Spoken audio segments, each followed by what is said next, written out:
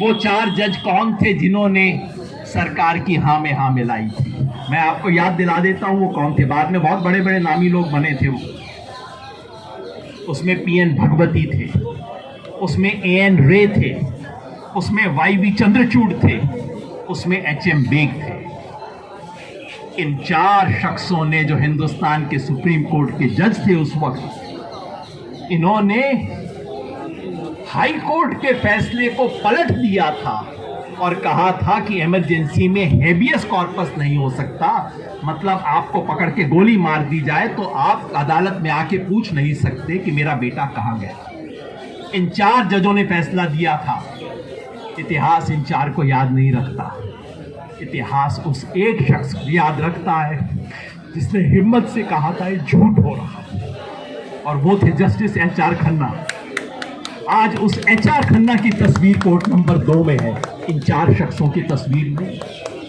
आज उस एचआर शख्स खन्ना की स्मृति हमारे मन में है, इस देश की आत्मा में है, इन 4 लोगों की नहीं। इन 4 में से 2 ने बाद में माफी भी मांगी। भगवती ने कहा मुझे शर्म आती है, मैंने जजमेंट दिया। वाईवी चंद्रचूड़ ने माफी मांगी बाद में, जहां तक मुझे याद आता है। और वाईवी चंद्रचूड़ के बेटे ने अपने बाप के जजमेंट को पलटा सन 2019 में। इतिहास उसे याद रखता है। इसकी भी माफियां आएंगी। मुझे नहीं पता आज सुप्रीम कोर्ट में क्या हुआ, और सच कहूं तो मुझे बहुत परवाह नहीं है।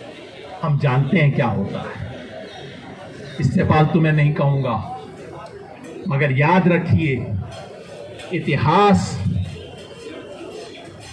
इस बात को याद रखेगा कि जब हिंदुस्तान की जुडिशरी पर मुकदमा चल रहा था तो क्या हुआ था।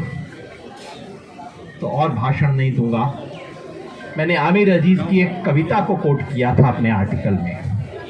बस वही कविता के कुछ हिस्से पढ़ देता, क्योंकि बार बार जब वैसे ही मैंने दिल्ली हाई कोर्ट का मुकदमे का पढ़ा, मेरे मन में वही बात कौंधी, सब याद रखा जाए। तुम स्याहियों से झूठ लिखोगे, हमें मालूम है। वो हमारे खून से ही सही, सच जरूर लिखा जाए, सब याद रखा जाए। मोबाइल, टेलीफोन, इंटरनेट भरी दोपहर में बंद करके, सर्द अंधेरी रात में पूरे शहर को नज़रबंद करके, हथौड़ियाँ लेकर दफातन मेरे घर में घुसाना, मेरा सर बदन मेरी मुख्तसर सी ज़िंदगी को तोड़ जाना, मेरे लख्ते जिगर को बीच चौराहे पर मारकर यूं बेअंदाज खड़े होकर झुंड में तुम्हारा मुस्कुराना, सब याद रखा जाएगा। मैं अपनी हड्डियों पर लिख कर रखूंगा ये सारे वारदात। तुम जो मांगते हो मुझसे होने के कागजात, अपनी हस्ती का तुमको सबूत जरूर दिया जाएगा।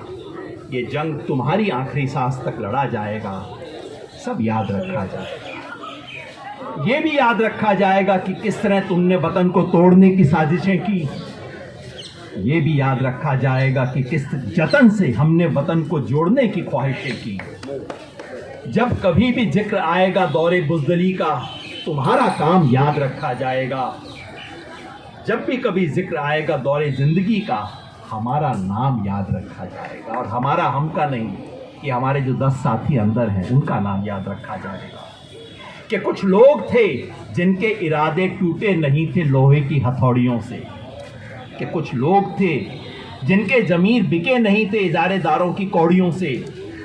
कि कुछ लोग थे जो टिके रहे थे तूफान नूर के गुजर जाने के बाद तक।